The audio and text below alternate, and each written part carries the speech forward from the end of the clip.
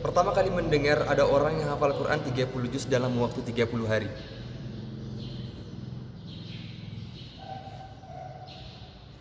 Itu nggak masuk akal.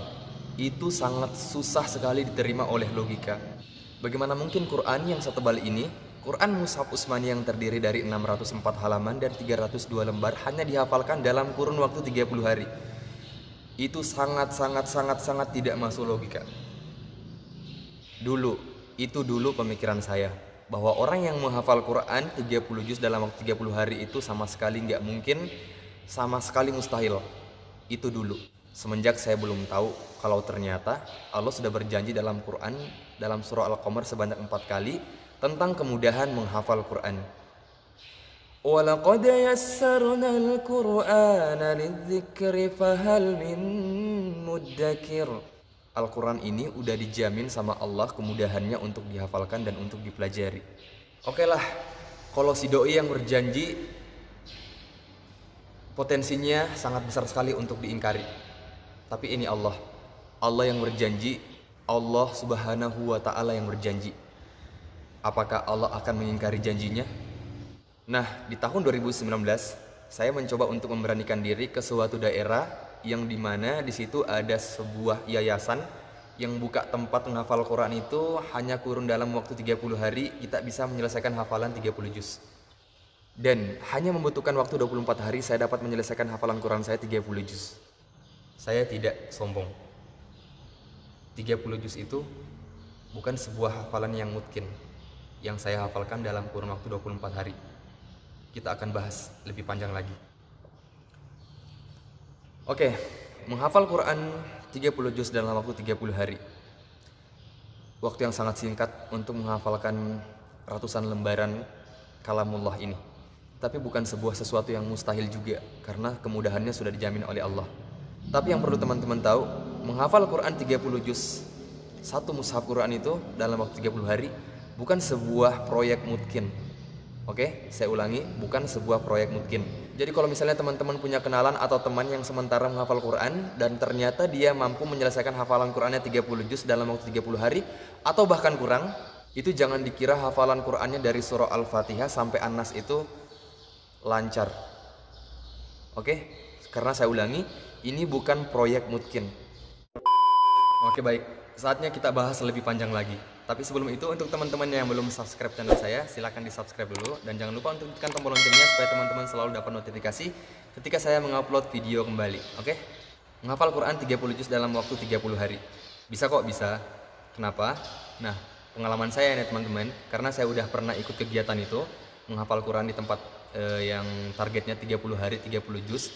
Dan alhamdulillah hanya dalam kurun waktu 24 hari saya bisa storin hafalan 30 juz. Itu rahasianya teman-teman, yang teman-teman harus tahu. Itu dalam sehari itu kita targetnya menghafal itu 1 juz. Jadi dalam sehari target menghafal Quran di sana itu 1 juz, dan itu distorkan ke muhafiz. Nah, muhafiz ini istilahnya ustadz yang terima hafalan kita. Itu distorkan ke muhafiz itu tidak dalam keadaan satu kali duduk kita storin 1 juz misalnya dari Al-Baqarah ayat pertama sampai ayat 142. Enggak kayak gitu. Tapi berangsur-angsur. Yang dimaksud berangsur-angsur kayak gimana? Contoh misalnya, setiap kali kita telah menghafalkan 1 halaman, kita storin ke muhafiz. Jadi bisa dibilang kalau misalnya 1 juz itu terdiri dari 10 lembar atau 20 halaman, kita itu 20 kali menghadap ke muhafiz atau 20 kali menyetorkan hafalan ke muhafiz. Itu kalau 1 halaman. Tapi banyak di antara kita juga yang menyetorkan itu sekitar 1/2 halaman. Jadi kurang lebih mungkin sekitar 40 kali menghadap ke muhafiz, baru kemudian kita bisa menyetorkan 1 juz dalam 1 hari. Jadi begitu teman-teman rahasianya. Jadi setoran hafalannya itu berangsur-angsur. Dan kemudian untuk waktunya, saya jabarkan waktu menghafalnya ya. Jadi setelah Isya itu, di tempat itu nggak diwajibkan untuk menghafal Quran. Jadi yang mau tidur silakan tidur, yang mau lanjut menghafal silakan menghafal. Tapi batas menghafalnya itu sampai jam 10 malam. Nah, saya saat itu menghafal sampai jam 10 malam. Kemudian jam 10 malam tidur, jam 2 malam bangun lagi, kemudian sholat lail sama semua peserta sekitar setengah jam atau 40 menit. Kemudian kita lanjut lagi menghafal sampai subuh. Nah, azan subuh itu menandakan bahwa menghafalnya kita berhenti dulu. Kemudian siap-siap sholat subuh. Setelah sholat subuh kita lanjut makan. Jadi semua peserta makan berat. Setelah makan berat, kita lanjut menghafal sampai sekitar jam 6.30 atau sampai jam 7 kalau nggak salah. Setelah itu kita bersih-bersih badan, kemudian breakfast. Kemudian setelah itu kita lanjut lagi menghafal sekitar jam 8 sampai dengan jam 11. Jadi masih tetap didampingi sama muhafiz ya. Jadi muhafiz ini selalu standby dekat kita, supaya setelah kita menghafal setengah halaman atau bahkan seperdua dari setengah halaman, itu bisa langsung kita storein ke muhafiz. Jadi menghafalnya sampai jam 11, jam 11 kita tidur siang sampai jam 12. Kemudian setelah zuhur semuanya makan siang, kemudian lanjut lagi menghafal sampai asar jam 3. Nah jam 3 ini sholat asar, kemudian setelah sholat asar kita lanjut lagi menghafal Quran sampai maghrib. Kemudian maghribnya kita bersih-bersih badan. Setelah bersih-bersih badan, siap-siap sholat maghrib. Setelah sholat maghrib semuanya makan malam. Setelah makan malam kita lanjut lagi menghafal sampai isya. Kemudian setelah isya, oke, seperti yang tadi yang pertama, yang mau menghafal silakan, yang mau tidur silakan. Ya, jadi putaran waktunya itu kayak gitu. Kegiatan selama 30 hari itu kayak begitu teman-teman. Kecuali hari Jumat, karena hari Jumat itu ada yang namanya jam olahraga. Jadi teman-teman semua nggak usah kaget kalau misalnya dalam sebulan itu ada yang bisa menyetorkan hafalannya 30 juz. Karena begitu tadi yang saya jelaskan, metode penyetorannya itu nggak satu kali duduk satu juz, tapi berangsur-angsur setengah halaman atau bahkan kurang dari setengah halaman, seperdua halaman. Kemudian betul-betul waktu di sana itu kita pakai dalam 24 jam itu menghafal, kecuali tidur, makan, kemudian mandi, kemudian olahraga seminggu sekali. Selebihnya itu semuanya menghafal Quran dan menyetorkan hafalan. Dan di sana nggak ada yang namanya proses murojaah atau mengulang-ulang hafalan yang telah kita setorkan. Intinya setelah menyetor, menghafal kembali ayat baru, kemudian menyetor lagi sampai seterusnya sampai 30 juz kita storin. Jadi makanya saya kurang lebih di hari ke-24 sudah menyetorkan hafalan 30 juz, karena memang sebelumnya saya berangkat ke sana sudah punya bekal sekitar 5 juz. Jadi itu sih rahasianya teman-teman. Jadi teman-teman harus ingat di sana itu bukan proyek mungkin, karena waktunya hanya sebulan, nggak ada waktu untuk murojaah. Di sana waktunya hanya untuk menghafal dan menyetorkan hafalan. Dan waktunya betul-betul dipakai dalam 24 jam itu untuk menghafal. Selain yang tadi, mandi, makan, tidur. Oke? Dan kemudian kalau misalnya muncul pertanyaan, percuma dong kita menghafal kalau misalnya nggak ada yang tinggal atau nggak mungkin. Oh nggak begitu.